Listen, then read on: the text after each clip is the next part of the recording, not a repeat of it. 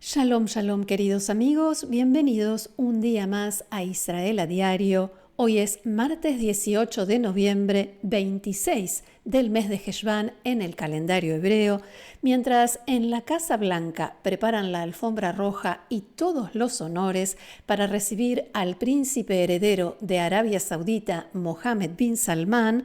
Vamos a ver qué dicen los diarios, los medios saudíes y cómo explican que sería un tremendo error normalizar las relaciones con Israel. En la mañana de hoy se realizó un acto oficial antes de la repatriación a Tanzania del cuerpo de Joshua Moito Molel, que fue asesinado y secuestrado el 7 de octubre de 2023 en Israel. En la Franja de Gaza todavía quedan los cuerpos de 3 rehenes. Y comenzamos con una noticia que apenas se anuncia en los diarios de hoy. El Consejo de Seguridad de la ONU aprobó esta madrugada, hora de Israel, un proyecto de resolución elaborado por Estados Unidos sobre Gaza, basado en el plan de 20 puntos de Trump, ese que veníamos anunciando, y que incluye todo lo que hemos venido mencionando: fuerza multinacional, gobierno de transición, reconstrucción, y el párrafo que dice que finalmente podrían darse las condiciones para una vía creíble hacia la autodeterminación y la creación de un Estado palestino, una vez que la autoridad palestina haya implementado un programa de reformas y la reconstrucción de la Franja de Gaza haya avanzado. China y Rusia se abstuvieron en la votación de la resolución que estipula que esta fuerza de seguridad internacional regirá o tendrá mandato hasta diciembre de 2027 y su función será asegurar las fronteras de la Franja de Gaza con Israel y con Egipto, proteger a los civiles y los corredores humanitarios y capacitar a una nueva fuerza policial palestina. Hamás y la Yihad Islámica rechazaron la resolución y dijeron en un comunicado que, abro comillas, favorece a la ocupación israelí y busca imponer un mecanismo de tutela internacional sobre la Franja de Gaza que los palestinos no aceptan. Según Hamás, cualquier fuerza internacional, si se establece, debería desplegarse únicamente en las fronteras y su única función debería ser controlar el cese de fuego. El embajador israelí Dani Danon, como veíamos, participó en el debate y no hubo ninguna representación palestina. O sea, la autoridad palestina no se presentó, no votó a favor, ni en contra, ni se abstuvo, o sea, no votó con Trump, con Israel, pero tampoco hizo enojar a Trump con alguna de las otras opciones. Esto significa en la práctica que la autoridad palestina ha recibido el inicio del proceso de establecimiento de un Estado palestino, la perspectiva de recuperar el gobierno de la Franja de Gaza a cambio de unas reformas que quién sabe quién y cómo se van a controlar, cómo se va a controlar que efectivamente se hagan, que no sean cambios cosméticos o aparentes y que se mantengan en el tiempo. Y todo eso sin tener que enfrentarse tampoco a Hamás, porque no votó a favor ni en contra, o sin quedar mal parados, como podríamos decir. Más allá de quienes celebraron la aprobación de la resolución, comenzando por el propio Trump, que felicitó al mundo, y el secretario general de la ONU, en Israel también hubo reacciones. El diputado Avigdor Lieberman, titular del partido Israel Beiteinu, escribió en su cuenta de X: lo ocurrido esta noche en la ONU es consecuencia de la pésima gestión del gobierno israelí. Esta decisión nos trae la creación de un Estado palestino, el programa nuclear saudí y la venta de aviones F-35 a Turquía y a Arabia Saudita. Esto implica una venta al mejor postor de la seguridad israelí. El panorama de Oriente Medio está cambiando y no precisamente para nuestro beneficio. Fin de la cita. El diario Israel Hayom de hoy señala en un artículo que Lieberman, un político de derecha, critica a Netanyahu desde más a la derecha, así es la expresión que se usa en hebreo, y que incluso desde el partido Yesh Atid, que es de centro, Yair Lapid dijo que Netanyahu ha vuelto a unir, a conectar la margen occidental o Judea y Samaria con la Franja de Gaza y que el establecimiento de un Estado palestino será un premio al terrorismo después del 7 de octubre de 2023. Por su parte, el primer ministro Netanyahu difundió un mensaje de felicitación a Trump en su cuenta de X únicamente en inglés. Abro comillas. Creemos que el plan traerá paz y prosperidad, ya que insiste en el desarme de Gaza. En consonancia con la visión de Trump, esta medida conducirá a la integración entre Israel y sus vecinos y a la ampliación de los acuerdos de Abraham. El liderazgo del presidente Trump propiciará una alianza permanente entre Israel y Estados Unidos. Fin de la cita. Y lo menciono porque los medios hoy aquí destacan que este mensaje de Netanyahu a Trump se publicó únicamente en inglés. A propósito de esto, nos vamos ahora sí a las primeras planas de los diarios de hoy. Allí vemos Israel Hayom a la derecha, según lo vemos en la pantalla, y Ma'ariv. Israel Hayom muestra a Trump, al príncipe heredero Mohammed bin Salman y uno de los famosos F-35 que hasta ahora solo tiene Israel y cuya venta a otros países terminaría con la ventaja cualitativa de la Fuerza Aérea Israelí en Medio Oriente. Y hay que decir que no solamente las fuerzas de defensa de Israel se oponen, y así lo hicieron saber en un documento oficial, también en el Pentágono, en ese caso debido a otras razones, porque dicen que, dada la cercanía entre Arabia Saudita y China, temen que esa tecnología estadounidense tan de avanzada pueda llegar a caer en manos chinas. El titular, decía, de Israel Hayom es una cita de Trump de hace unas horas, comillas, venderemos los F-35 a Arabia Saudita, y del lado izquierdo de la pantalla está el diario Ma'ariv, cuya imagen, abajo a la izquierda, es un apretón de manos entre Trump y bin Salman tras la firma de un acuerdo, y el texto completa con la cita anterior de Trump. Son excelentes aliados por los sauditas, nos apoyaron frente a Irán, ellos también nos aprecian mucho a nosotros. Y esto me lleva al artículo que publica hoy el periodista Shahar Kleiman en el diario Israel Hayom. Y su título es «Los sauditas no se apresuran a normalizar las relaciones con Israel». Allí sostiene que el deseo de bin Salman de contar con armamento estadounidense y de firmar un acuerdo de defensa con Trump no lo empujará a acercarse a Israel. A ojos de Riad, es Israel quien perjudica la estabilidad regional que es tan importante para los negocios. Lo que para Israel, dice este artículo, es perseguir a los enemigos donde quiera que se encuentren para evitar que nos sigan atacando o que nos vuelvan a atacar, en los países árabes conservadores se interpreta como un intento israelí de lograr hegemonía, como por ejemplo cuando Israel ataca un líder de Hamas en un lugar que no sea la Franja de Gaza, o lo mismo con algún otro líder de otro grupo terrorista. O sea, para los países árabes conservadores, esto es un intento israelí de dominar la región, una verdadera amenaza.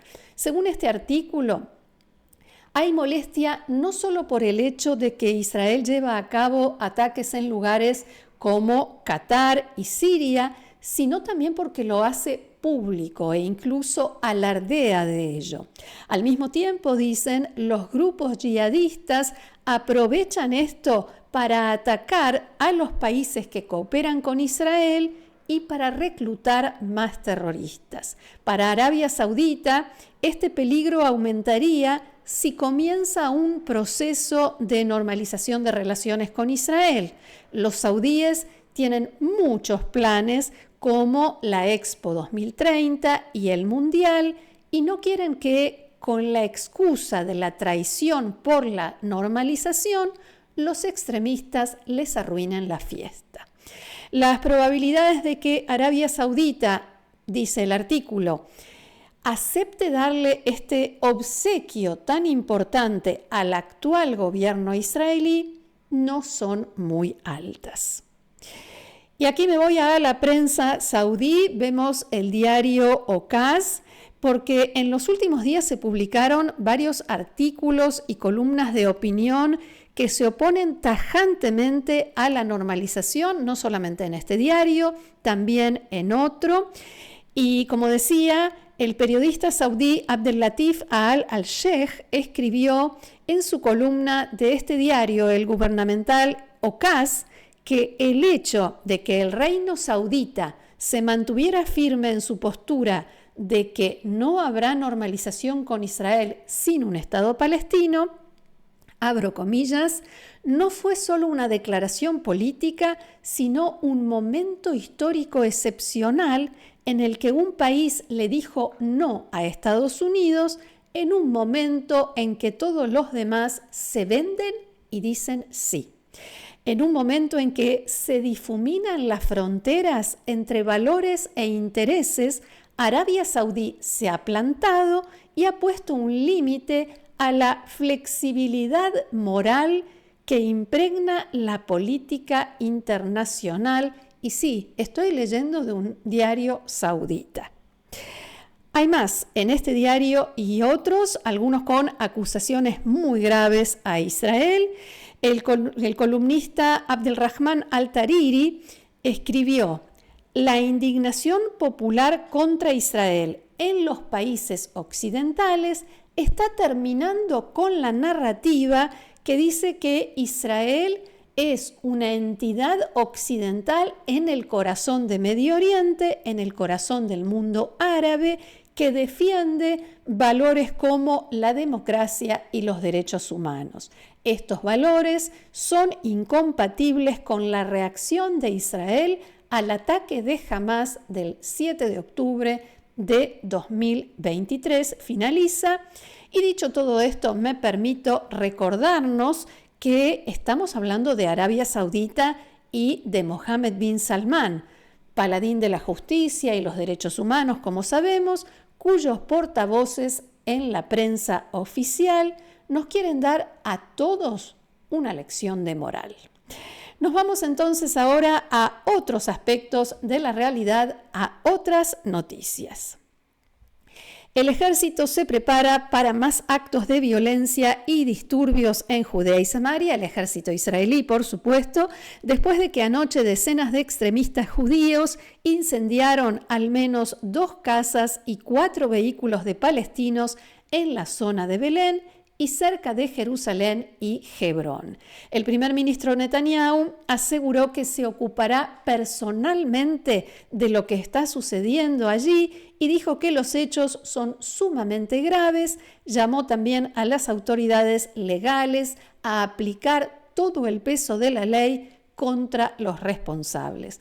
Los disturbios se produjeron después de que las fuerzas de seguridad israelíes y personal de la administración civil llevaron a cabo una operación de evacuación y demolición de un asentamiento ilegal en la región de Gush Etzion, al sur de Jerusalén.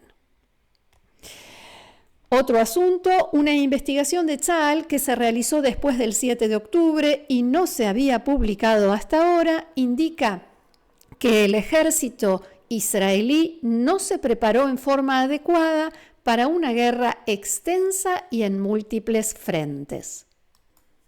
También dice que antes del 7 de octubre se encontraba en una situación de grave escasez de municiones. Según esta investigación, el ejército partía de la base de un escenario de referencia de una guerra de hasta 3 semanas de duración y por lo tanto las reservas de munición y repuestos de equipamiento eran insuficientes. Y nada menos que 2 años duró esta guerra. Galei Tzahal informó esta mañana, Galei Tzahal, la radio del Ejército de Israel, informó esta mañana que la investigación indica que durante el año que precedió al ataque del 7 de octubre, Estados Unidos llevó de Israel a Ucrania más de 100.000 proyectiles de artillería. Siguiente imagen. El canal de televisión libanés Al Jadid informó esta mañana que fueron canceladas las reuniones que tenía programadas para esta semana el comandante en jefe de las Fuerzas Armadas del Líbano, Rodolf Haikal. El sitio web del canal dice que el militar no irá para evitar situaciones embarazosas. Eso dice el titular, y en otro gran titular aseguran que en la Casa Blanca no están satisfechos con la forma y sobre todo el ritmo con el que el ejército está llevando a la práctica el desarme de Hezbollah y porque los militares libaneses le echaron la culpa a Israel de la situación y de cómo están las cosas con el cese de fuego entre los dos países y no a Hezbollah.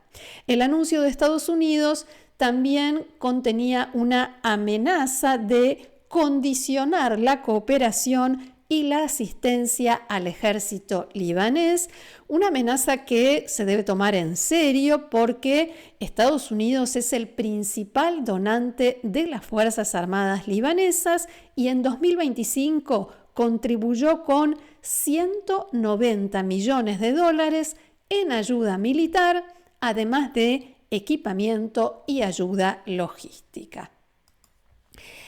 Y por último, una delegación militar de Rusia visitó en las últimas horas el sur de Siria por primera vez desde la caída del régimen de Bashar al-Assad.